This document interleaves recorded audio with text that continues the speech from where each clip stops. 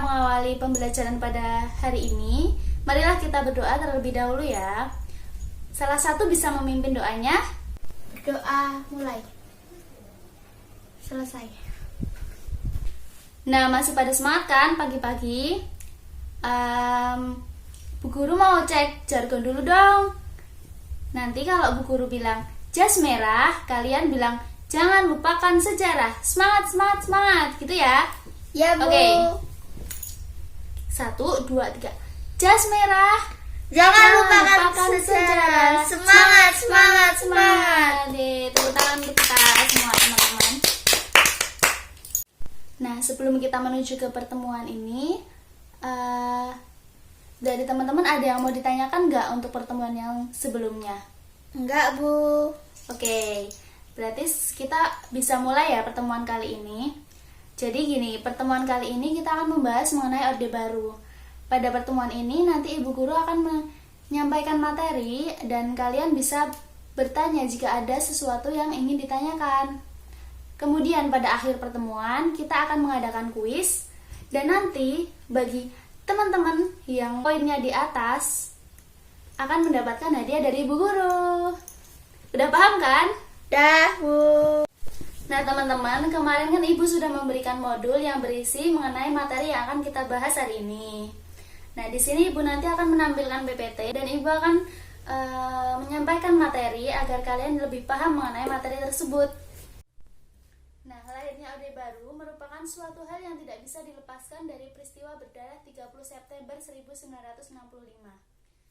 Di mana pada saat itu terjadi pergantian kekuasaan dari Presiden Soekarno kepada Letnan Jenderal Soeharto karena dipicu oleh kekacauan-kekacauan yang terjadi. Kekacauan tersebut dicurigai atas oleh PKI sebagai dalang dari pembunuhan 7 jenderal yang membuat rakyat semakin marah. Kemarahan rakyat tersebut membuat rakyat bergabung bersama-sama menyatukan suaranya dan bergabung dengan organisasi kemasyarakatan. Dalam organisasi tersebut, kemudian muncul Tritura atau 3 tuntutan rakyat. Akibat dari terjadinya tragedi 30 September 1965 tersebut, keadaan masyarakat semakin kacau dan berantakan.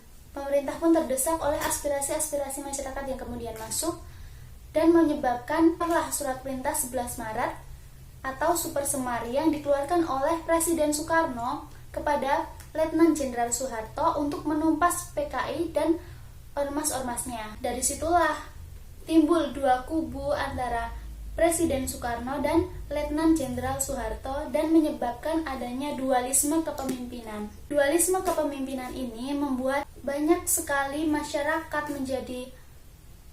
terjadi kericuhan dan membuat kondisi semakin tidak aman. Itulah yang menyebabkan turunnya Presiden Soekarno dan digantikan oleh Letnan Jenderal Soeharto, resmi dilantik sebagai presiden pada tanggal 27 Maret 1968. Nah, selanjutnya kita akan membahas mengenai perkembangan politik dan ekonomi pada masa Orde Baru. Yang pertama, kita akan membahas mengenai politik pada masa Orde Baru yang mencakup perkembangan partai politik, penyederhanaan partai politik dan pemilu, duifungsi ABRI, P4, dan integrasi Timur-Timur. Partai politik yang ada di Indonesia berjumlah 9.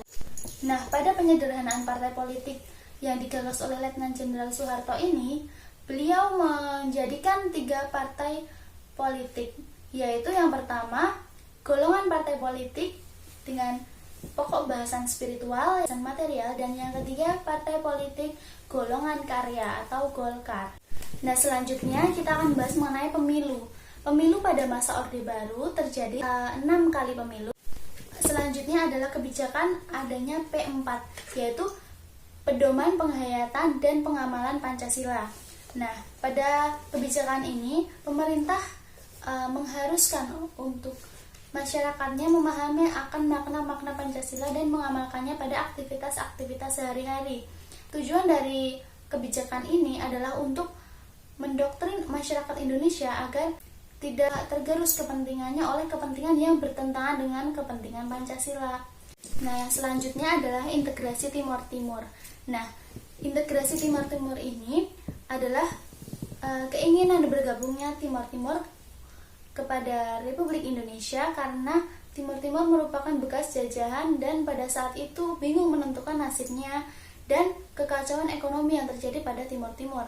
Dari situlah Timor Timur menjadi salah satu provinsi yang ada di Indonesia secara resmi pada Juli 1976. Nah, itu dia mengenai perkembangan politik pada masa Orde Baru. Selanjutnya kita akan membahas mengenai perkembangan ekonomi pada masa Orde Baru. Masih semangat kan teman-teman? Masih. Nah, pada perkembangan ekonomi ini mencakup rehabilitasi ekonomi, perbaikan ekonomi, pengendalian hiperinflasi, penyusunan APBN, dan penyelesaian hutang piutang negara. Oke, yang pertama adalah rehabilitasi ekonomi. Nah, rehabilitasi ekonomi yang dimaksud ini adalah perbaikan ekonomi secara besar-besaran oleh Letnan Jenderal Soeharto. Karena pada Orde sebelumnya, yaitu Orde Lama, Presiden Soekarno cenderung lebih fokus pada perkembangan politiknya dan cenderung kurang fokus terhadap pertumbuhan ekonomi negara Indonesia. Nah, selanjutnya mengenai perbaikan ekonomi, cara yang pertama yang dilakukan oleh Presiden Soeharto adalah bergabung dengan organisasi-organisasi internasional seperti PBB, Bank Dunia, dan juga IMF. Dengan bergabungnya negara Republik Indonesia dengan beberapa organisasi tersebut mendorong bantuan-bantuan dari negara-negara barat dalam mengatasi kekacauan perekonomian yang terjadi di Indonesia. Selanjutnya adalah pengendalian hiperinflasi, yaitu menyeimbangkan antara penerimaan dan juga anggaran belanja negara. Hal ini menyebabkan laju inflasi yang dulunya 635% menjadi 112% pada masa Orde Baru. Kemudian penyusunan APBN dan penyelesaian hutang piutang negara. Cara Orde Baru menyelesaikan hutang piutang negaranya adalah dengan melakukan pinjaman ke berbagai organisasi dan membentuk hubungan diplomasi agar terciptanya sebuah hubungan yang saling menguntungkan. Nah, itu tadi adalah materi mengenai Orde Baru. Nah, kalian udah paham kan mengenai Orde Baru? Paham, Bu. Ada yang mau tanya nggak? Tidak, Bu. Oke, kalau nggak ada yang mau tanya, kalian tahu nggak kita selanjutnya mau ngapain? Kuis. Nah, benar banget. Kita selanjutnya akan mengadakan kuis. Ketentuan dari kuis ini, setelah Bu Guru selesai membacakan pertanyaannya, kalian mengangkat tangan untuk menjawab apakah jawaban yang benar. Mulai dari kuis yang pertama ya. Yang pertama, nomor 1. Aku merupakan Presiden pertama Republik Indonesia. Pada pemerintahanku, dinamakan pemerintahan Orde Lama. Aku menjabat selama 22 tahun pada tahun 1945 hingga 1967. Siapakah aku? Saya. Ya, silahkan Mbak Jani. Soekarno, Bu. Ya, jawabannya benar. Insinyur Soekarno. Yes, aku dapat poin 1. Pertanyaan yang kedua. Aku merupakan Jenderal Besar TNI yang juga berperan besar dalam penumpasan tragedi 30 September 1965.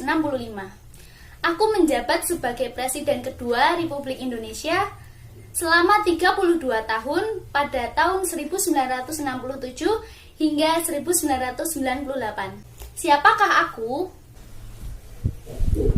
Ya, Sabrina, silakan. Mantap, Bu. Ya, benar. Nah, oke, selanjutnya kuis nomor 3.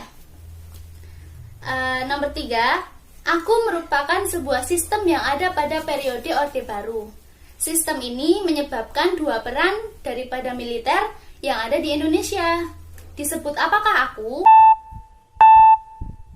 Saya, Bu. Ya, silahkan Sinta. Dwi fungsi ABRI, Bu. Ya, benar. Pertanyaan yang keempat. Aku merupakan sebuah sistem di mana terjadi pengamalan Pancasila dalam kehidupan berbangsa dan bernegara pada masa Orde Baru. Pancasila pada masa ini dimasukkan ke dalam aktivitas-aktivitas sehari-hari seperti upacara dan lain-lain. Disebut apakah aku? Saya, Bu. Ya, silakan. P4, Bu. Ya, benar. Apa itu P4? Pedoman penghayatan dan pengamalan Pancasila. Yeay. Nah, karena semua kuis sudah terjawab dan kita sudah menemukan satu pemenangnya, yaitu Anjani. Nah, pada kuis tersebut dapat kita simpulkan bahwa terdapat pergantian pemerintahan antara Soekarno menuju ke Soeharto dan kemudian dinamakan Orde Baru. Di dalam Orde Baru tersebut terdapat kebijakan-kebijakan, yaitu salah satunya kebijakan Duifungsi ABRI dan juga P4 yang sudah disebutkan pada kuis-kuis tersebut. Nah, kuisnya udah selesai. Menyenangkan bukan? Menyenangkan. Oke, selanjutnya Ibu Guru akan memberikan tugas kalian. Setelah ini harus membuat kelompok yang beranggotakan 2 hingga 3 orang. Kemudian kalian memilih tema sesuai dengan apa materi yang sudah Ibu jelaskan tadi. Sesudah kalian memilih tema, kalian harus mendiskusikan mengenai tema tersebut dan membuat video interaktif yang berdurasikan 5 menit saja. Yang kemudian minggu depan kalian harus maju ke depan kelas untuk mempresentasikan video tersebut. Ada yang mau tanya nggak mengenai tugas yang Ibu berikan? Tidak, Bu. Oke, udah jelas ya? Sudah. Untuk pertemuan yang selanjutnya, Ibu harap kalian bisa lebih aktif, lebih semangat dalam berdiskusi. Oke, Ibu akhiri ya. Wassalamualaikum warahmatullahi wabarakatuh. Waalaikumsalam warahmatullahi wabarakatuh. Sampai jumpa.